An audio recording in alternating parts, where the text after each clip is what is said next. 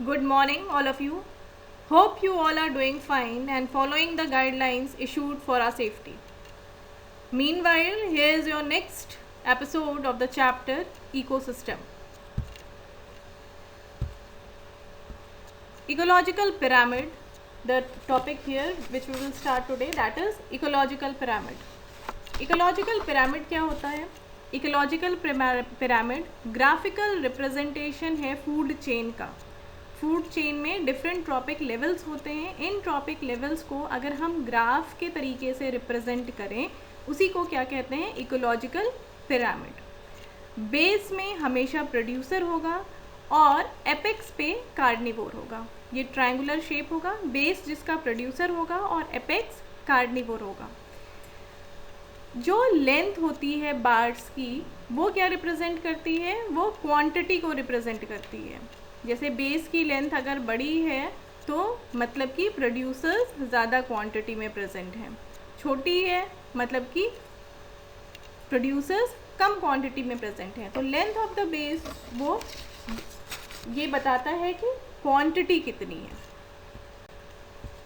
अब हम देखेंगे टाइप्स ऑफ पिरामिड्स.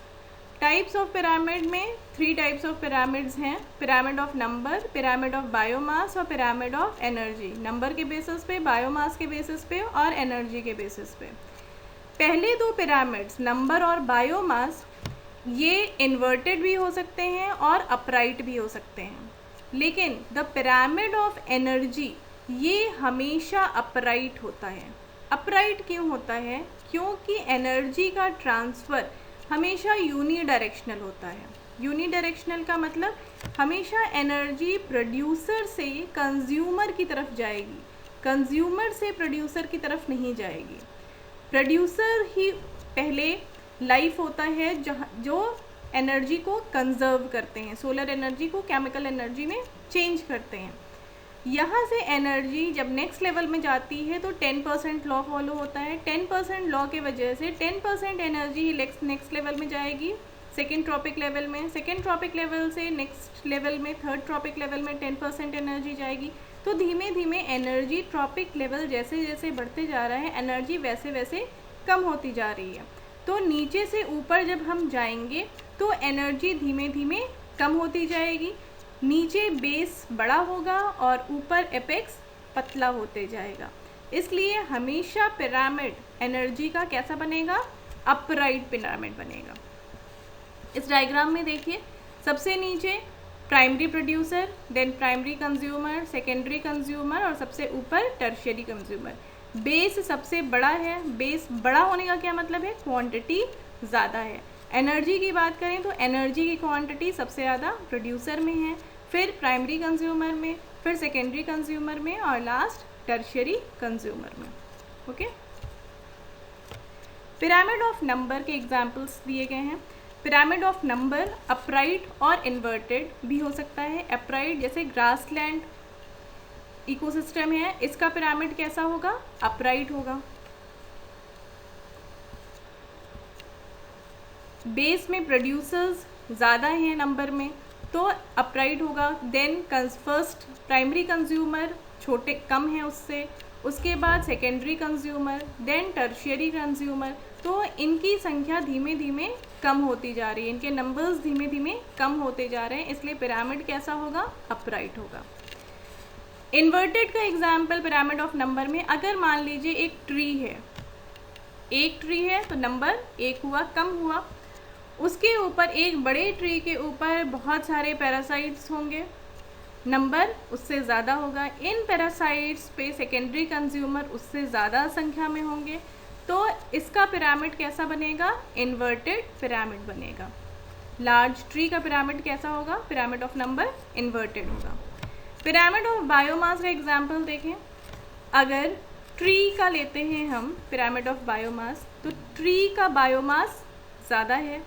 उसके बाद उसके जो फॉलोवर्स हैं, जो पैरासाइट्स हैं, जो चिड़ियाँ हैं, इनका बायोमास कम है. तो धीमे धीमे पिरामिड ऑफ बायोमास धीमे धीमे कम होते जा रहा है. इसलिए इसका पिरामिड कैसा बनेगा? अपराइट बनेगा. एक्वेटिक इकोसिस्टम में बेस में जू प्लैंक्टॉन्स हैं, देन फाइटो प्लैंक्टॉन्स हैं, देन जू प्लैंक्टॉन्स हैं, उसके बाद स्मॉल फिशेस हैं, देन लार्ज फिशेस हैं। तो बायोमास धीमे धीमे, छोटी मछली है उसका वज़न कम होगा, बड़ी मछली है उसका वज़न ज़्यादा होगा। तो बायोमास क्या हो रहा है, बायोमास धीमे धीमे बढ़ रहा है। तो बायोमास धीमे धीमे बढ़ रहा है तो पिरामिड कैसा बनेगा, इन्वर्टेड बनेगा। ठीक है। अब कुछ लिमिटेशंस हैं इकोलॉजिकल पिरामिड बनाने में।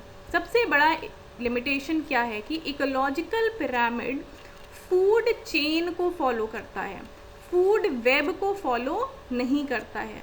जब हम इकोलॉजिकल पिरामिड बनाते हैं तो सीधे सीधे हम प्रोड्यूसर बनाते हैं, फिर प्राइमरी कंज्यूमर, सेकेंडरी कंज्यूमर और उसके आगे जो भी, उसमें फूड चेन की बात नहीं आती है।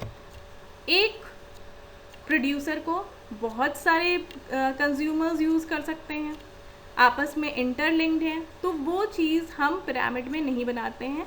They do not follow the food chain. कुछ ऑर्गेनिजम्स जो एक से ज़्यादा ट्रॉपिक लेवल में प्रेजेंट होते हैं उनको भी इकोलॉजिकल पिरामिड से मेंशन नहीं किया जा सकता है। जैसे कि इंसेक्टिवोरस प्लांट्स हैं, ये ऑटोट्रॉफिक भी हैं और ये पैरासिटिक भी हैं, इनको इकोलॉजिकल पिरामिड में मेंशन नहीं किया जा सकता है। ओमनीवोर्स जैसे ह्यूमन बीइंग्स हैं, इनको इकोलॉजिकल पिरामिड में मेंशन नहीं किया जा सकता है। They do not follow food web, बता दिया आपको। इसमें पिरामिड में केवल हम प्रोड्यूसर्स और कंज्यूमर्स की बात करते हैं, उन्हीं को जगह दिया गया है। डेट्रीवोर्स, डिकम्पोजर्स, सेप्रोफाइट्स, इनको पिरामिड में इंक्लूड नहीं किया गया है। तो ये सारे लिमिटेशंस हैं इकोलॉजिकल पिरामिड। नेक्स्ट टॉपिक है इकोलॉजिकल सक्सेशन। इकोलॉजिकल सक्सेशन क्या होता है, पहले ये समझिए। अगर कोई वीरान मैदान है, खाली मैदान है, बंजर मैदान है, तो क्या हमेशा वो उसी तरह रहता है, उसमें कोई चेंज नहीं होता है? धीमे धीमे उसमें चेंजेस आते हैं ना। तो ये चेंजेस जो आते हैं विथ टाइम, इसी को हम क्या कहते हैं, इकोलॉजिकल सक्सेशन। धीमे धीमे उसमें नई स्पीशीज़ कुछ जुड़ती हैं, कुछ स्पीशीज़ वहाँ से चली जाती हैं। तो ये प्रक्रिया बहुत धीमे धीमे, बहुत धीमी गति से होती है, और ये इतनी धीमी गति से होती है कि कोई एक इंसान अपनी लाइफ में कंप्लीट इकोलॉजिकल सक्सेशन नहीं देख सकता है। इसी ग्रेजुअल चेंज को कहते हैं, जो स्पीसीज कंपोजिशन में जो चेंज हो रहा है किसी डेफिनेट एरिया में, इसी को क्या कहते हैं, इकोलॉजिकल सक्सेशन। और ये इकोलॉजिकल सक्सेशन कब तक होता जाएगा, जब तक होता जाएगा जब तक कि वो स्टेबल कंडीशन में ना पहुंच जाए। कोई भी चीज़ अपनी स्टेबल कंडीशन में पहुंचना चाहती है, जब वो उस कंडीशन में पहुंच जाएगी तो ये सक्सेशन स्टॉप हो जाएगा। जो स्टेबल कम्युनिटी डेवलप होती है लास्ट में, that is known as climax community. सबसे पहले जो डेवलप होगी किसी जगह पे, उसको कहते हैं पाइनियर कम्युनिटी। फर्स्ट कम्युनिटी जो डेवलप होती है उसे हम क्या कहते हैं, पाइनियर कम्युनिटी। उसके बाद बहुत सी स्पीशीज़ उसमें डेवलप होंगी, बहुत सी डेड होंगी, लगातार छोटे पहले प्लांट्स डेवलप होंगे, फिर बड़े प्लांट्स डेवलप होंगे, धीमे धीमे वो स्टेबल कंडीशन में जाएंगे। तो जो बीच में जो इंटरमीडिएट स्टेज में डिफरेंट स्पीशीज़ आती हैं, डिफरेंट कम्युनिटीज़ उनकी वजह से डेवलप होती हैं, उसी को हम क्या कहते हैं, सीरियल कम्युनिटी। और लास्ट में जो स्टेबल कम्युनिटी हमें मिलती है उसको कहते हैं क्लाइमेक्स कम्युनिटी। अब अगर हम कोई भी एग्ज़ाम्पल लें, अगर हम एक पॉन्ड का एग्ज़ाम्पल लें, पॉन्ड के एग्ज़ाम्पल, अगर एक कोई गड्ढा है, अभी फ्रेश कोई गड्ढा है, उसमें कुछ भी नहीं है, उसमें धीमे धीमे क्या होगा, पानी इकट्ठा होगा। पानी इकट्ठा होगा तो कुछ छोटे फाइटोप्लैंक्टन, जू प्लैंक्टन डेवलप होंगे। उसके बाद वो थोड़ा भरेगा, उसमें छोटे ऑर्गेनिजम्स, मॉसेस डेवलप होंगे। मॉसेस डेवलप होंगे, वो गड्ढा थोड़ा सा भर जाएगा, थोड़ा सा शैलो हो जाएगा। उसके बाद कुछ और प्लांट्स डेवलप होंगे, उससे बड़े प्लांट्स डेवलप होंगे। लास्ट स्टेज क्या होगी, लास्ट स्टेज होगी कि उसमें ट्रीज़ डेवलप होंगे और वो बराबर हो जाएगा, फॉरेस्ट में चेंज हो जाएगा। इसी तरह अगर ज़ीरो सीयर कंडीशन है, अगर वहाँ पे पानी एकदम नहीं है, तो वहाँ पर भी शुरू में कुछ छोटे प्लांट्स डेवलप होंगे और अल्टीमेटली वो क्लाइमेक्स कंडीशन में वहीं तक पहुँचेंगे, फॉरेस्ट तक ही पहुँचेंगे। तो लास्ट क्लाइमेक्स कम्युनिटी हमेशा क्या होती है? फॉरेस्ट होती है। ठीक है। Ecological succession, the gradual change in the species composition of a given area is called ecological succession. First community को पायनियर कम्युनिटी कहते हैं। बीच की जितनी कम्युनिटीज़ डेवलप होती हैं उनको ट्रांजिशनल और सीरियल कम्युनिटी, और लास्ट कम्युनिटी जो स्टेबल कम्युनिटी है दैट इज़ क्लाइमेक्स कम्युनिटी। ये हमेशा फॉरेस्ट होगी। Next the term is primary and secondary succession. Primary and secondary succession, primary succession means वहाँ पर वेजिटेशन का डेवलप होना, वहाँ पर सक्सेशन होना जहाँ पर स्टार्टिंग में कुछ भी नहीं था, मतलब कोई वेजिटेशन नहीं था, ज़ीरो था। वहाँ पे जब स्पीशीज़ डेवलप होती हैं, धीमे धीमे कम्युनिटी डेवलप हो रही है, तो उसको हम कहते हैं प्राइमरी सक्सेशन। सेकेंडरी सक्सेशन मतलब कि कभी वहाँ पर ऑर्गेनिज्म थे और किसी हैज़ार्ड के वजह से वहाँ पर ऑर्गेनिज्म ख़त्म हो गए, वहाँ की कम्युनिटी डिमोलिश हो गई, उसके बाद वहाँ पर डेवलपमेंट हुआ, सक्सेशन हुआ, उसको हम क्या कहेंगे? Secondary succession.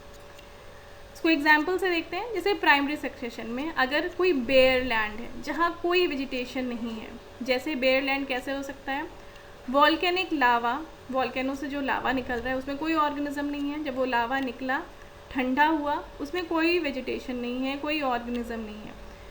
इसमें धीमे धीमे स्पीसीज़ डेवलप होंगी, फिर प्लांट्स बनेंगे, डेवलप होंगे, तो इसका ये सक्सेशन क्या कहलाएगा? Primary succession. ये सक्सेशन कैसा होगा? स्लो प्रोसेस होगा, क्योंकि यहाँ पे डेवलपमेंट ज़ीरो से स्टार्ट हो रहा है। सेकेंडरी सक्सेशन क्या होगा?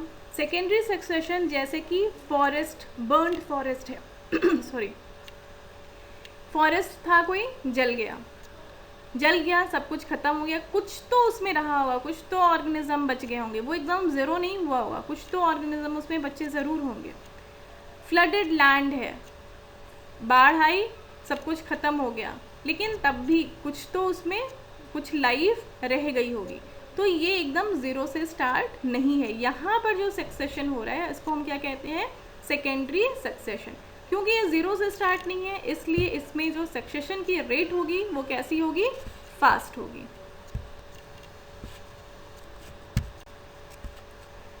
अब हम देखते हैं changes in ecosystem during succession. Succession होने के दौरान क्या क्या इकोसिस्टम में चेंजेस होते हैं।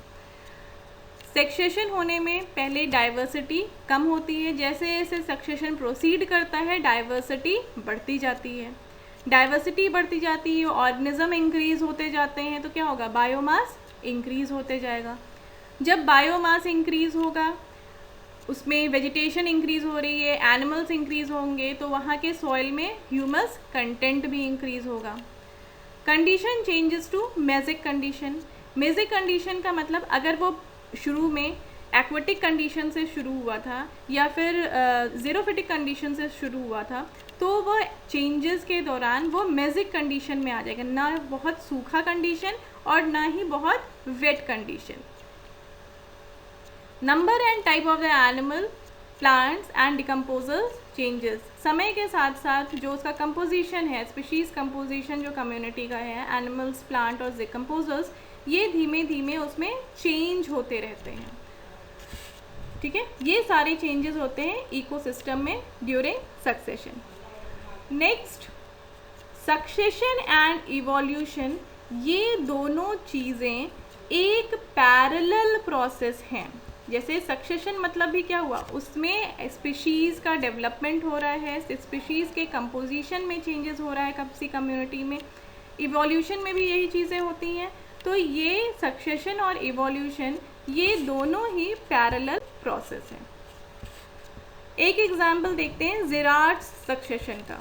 अगर ज़िराट्स कंडीशन है, वहाँ पर एक कोई बेयर लैंड है, वाटर की कमी है, तो वहाँ पर कैसा सक्सेशन होगा? ज़िराट्स सक्सेशन उसको नाम दिया जाएगा। पहला, पाइनियर कम्युनिटी क्या होगी? पाइनियर कम्युनिटी, वहाँ पे सबसे पहले क्या उगेंगे?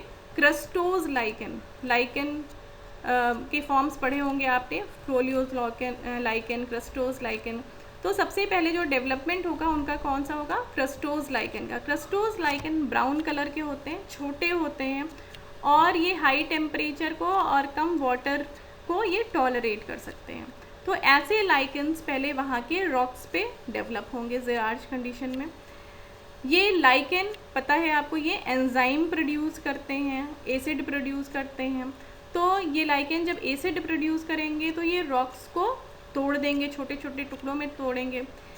उनके एसिड के वजह से उसमें डिप्रेशंस फॉर्म हो जाएंगे, डिप्रेशन फॉर्म होंगे जहाँ पर वाटर इकट्ठा होने लगेगा। ये छोटे टुकड़े होने की वजह से इनके जो मिनरल्स होंगे वो रिलीज़ होंगे। क्रस्टोज लाइकेन के बाद अब वहाँ पर थोड़े मिनरल्स की अवेलेबिलिटी हो गई, थोड़ा कुछ और जगह मिल गई और ऑर्गेनिज्म को बनने की। अब क्या बनेगा, अब बनेगा फोलियोज लाइकेन। फोलियोज लाइकेन जिनमें लीफी स्ट्रक्चर थोड़े ग्रीनिश होते हैं, ये क्रस्टोज लाइकेन को रिप्लेस कर देंगे और फोलियोज लाइकेन यहाँ पर डेवलप होंगे।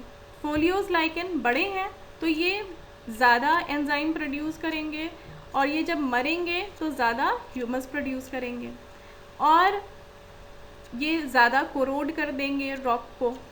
नेक्स्ट स्टेज, अब इसके बाद मॉसेस डेवलप होंगे। मॉसेस जब डेवलप होंगे तो इनके राइजॉइड्स, मॉसेस में ट्रू रूट्स तो होता नहीं है, राइजॉइड्स होते हैं। ये राइजॉइड्स और डीप पेनिट्रेट करेंगे रॉक्स में। जब और डीप पेनिट्रेट करेंगे, इनकी साइज़ फोलियोज लाइकेन से बड़ी है तो ये और ज़्यादा ऑर्गेनिक मैटर प्रोड्यूस करेंगे और ज़्यादा ह्यूमस प्रोड्यूस करेंगे। उसके बाद एनुअल ग्रास स्टेज आएगी। एनुअल ग्रास स्टेज के बाद और बड़े ग्रासेस, पेरिनियल ग्रासेस आएंगे। पेरिनियल ग्रासेस के बाद श्रब्स डेवलप होंगे। श्रब्स के बाद कुछ बड़ी ट्रीज़ डेवलप होंगी और वो बन जाएगा फॉरेस्ट, जिसको हम क्या कहेंगे, क्लाइमेक्स कम्युनिटी। तो स्टार्ट कैसे हुआ, क्रस्टोज लाइकेन से, फिर फोलियोज लाइकेन, फिर मॉस, फिर एनुअल ग्रास स्टेज, फिर पेरिनियल ग्रास स्टेज, फिर श्रब और then climax community. Next example, hydrarch succession. Hydrarch succession जैसे कि एक गड्ढा है जिसमें थोड़ा सा पानी अगर है तो वहाँ पे सक्सेशन, वहाँ पे कम्युनिटीज़ कैसे डेवलप होंगी, उसको हम क्या कहेंगे, हाइड्रार्च सक्सेशन।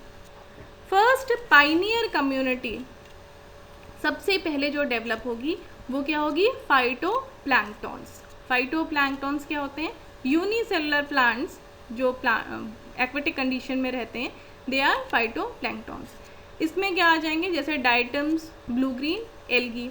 इन फाइटोप्लैंक्टन्स को खाएगा कौन, जू प्लैंक्टन। जू plankton unicellular animals.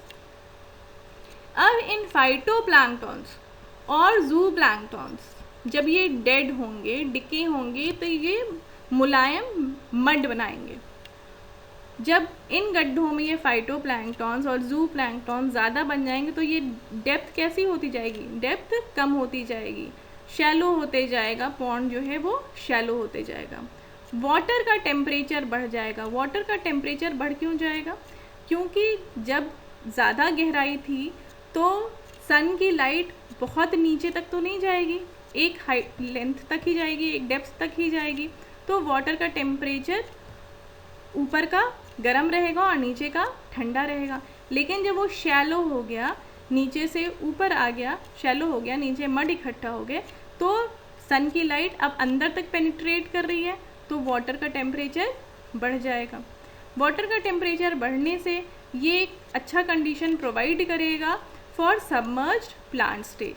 Submerged plant stage develop होंगे जिनका रूट एंकर्ड रहेगा बॉटम के मड में, जैसे कि हाइड्रेला। सबमर्ज्ड प्लांट स्टेज के बाद फ्री फ्लोटिंग प्लांट्स जैसे एजोला, वोल्फिया, ये डेवलप होंगे। देन मार्श मेलो स्टेज, मार्श, अब ये एजोला, वोल्फिया ये डेवलप हो गए। उसके बाद डेप्थ धीमे धीमे और कम हो गई, पॉन्ड और ज़्यादा शैलोअर हो गया। नेक्स्ट श्रब बन जाएंगे, उसके बाद श्रब्स उस पर उगने लगेंगे। लास्ट में क्या होगा, फॉरेस्ट आ जाएगा, क्लाइमेक्स कम्युनिटी डेवलप हो जाएगी। तो इसमें भी यही है कि पाइनियर कम्युनिटी फिर सीरियल कम्युनिटी से होते हुए क्लाइमेक्स कम्युनिटी में जाएगी, क्लाइमेक्स कम्युनिटी हमेशा क्या होगी, फॉरेस्ट। ठीक है, नेक्स्ट हेडिंग हम देखते हैं न्यूट्रिएंट साइक्लिंग। न्यूट्रिएंट साइक्लिंग दो टाइप्स की हैं, जैसे कि गैशियस और सेडिमेंट्री। जो एटमॉस्फेयर में न्यूट्रिएंट की साइक्लिंग हो रही है उसको हम कहते हैं गैशियस, और जो रॉक्स में, जो लैंड पे हो रही है न्यूट्रिएंट की साइक्लिंग, उसे हम क्या कहते हैं, सेडिमेंट्री। ये काफ़ी कुछ पहले भी आप लोगों ने पढ़ा होगा। जैसे कार्बन साइकिल है, कार्बन साइकिल में रिजर्वॉयर, ये याद रखना है आपको, रिजर्वॉयर क्या है कार्बन साइकिल में, एटमॉस्फेयर रिजर्वॉयर है। कार्बन डाइऑक्साइड के फॉर्म में कार्बन का रिजर्वॉयर क्या है, एटमॉस्फेयर। यहाँ से कार्बन डाइऑक्साइड फोटोसिंथेसिस मेथड के थ्रू प्लांट्स में जाएगी, प्लांट्स में से फिर रेस्पिरेशन और एनिमल और प्लांट्स के कंबशन के through carbon dioxide again return कर दी जाएगी टू द एटमॉस्फेयर। ये कार्बन क्या साइकिल हो गया, nutrient cycle of carbon. Phosphorus cycle, phosphorus cycle का रिजर्वॉयर, फॉस्फोरस का रिजर्वॉयर कौन है, रॉक मिनरल। रॉक जो है वो फॉस्फोरस का रिजर्वॉयर है। रॉक की जब वेदरिंग होगी तो सॉइल में फॉस्फोरस आ जाएगा, सॉइल से फॉस्फोरस प्रोड्यूसर्स में जाएगा, प्रोड्यूसर्स सॉइल से फॉस्फोरस को एब्जॉर्ब करेंगे, प्रोड्यूसर से फिर आपको पता है प्रोड्यूसर से वो कंज्यूमर में जाएगा, कंज्यूमर से डेट्राइटस में जाएगा सॉरी, डेट्राइटस जो डेड प्लांट्स और एनिमल्स हैं, डेट्राइटस में जाएगा। डेट्राइटस का जब डिकम्पोजिशन होगा तो ये वापस से सॉइल में आ जाएगा। ओके, तो इस तरह से ये फॉस्फोरस की साइकिल चलती है। कार्बन साइकिल का रिजर्वायर कौन है, एटमॉस्फेयर, और फॉस्फोरस साइकिल का रिजर्वायर कौन है, रॉक। अब इकोसिस्टम सर्विस, इकोसिस्टम सर्विस का मतलब है कि इकोसिस्टम को हम लोग बहुत सीरियसली नहीं लेते हैं कि हाँ जो चीज़ें हमें अवेलेबल हैं हम उसकी कद्र नहीं करते हैं। जितनी ऑक्सीजन हमें अवेलेबल है, फॉरेस्ट अवेलेबल है, बाकी चीज़ें अवेलेबल हैं प्लांट्स के थ्रू, उसकी हमें कोई कद्र नहीं है। तो इसको सबसे पहले रॉबर्ट कॉन्स्टेंजा और उनकी टीम ने इसकी सर्विस को अहमियत देने के लिए जो नेचुरल थिंग्स थी उसको प्राइस टैग्स लगाने शुरू किए।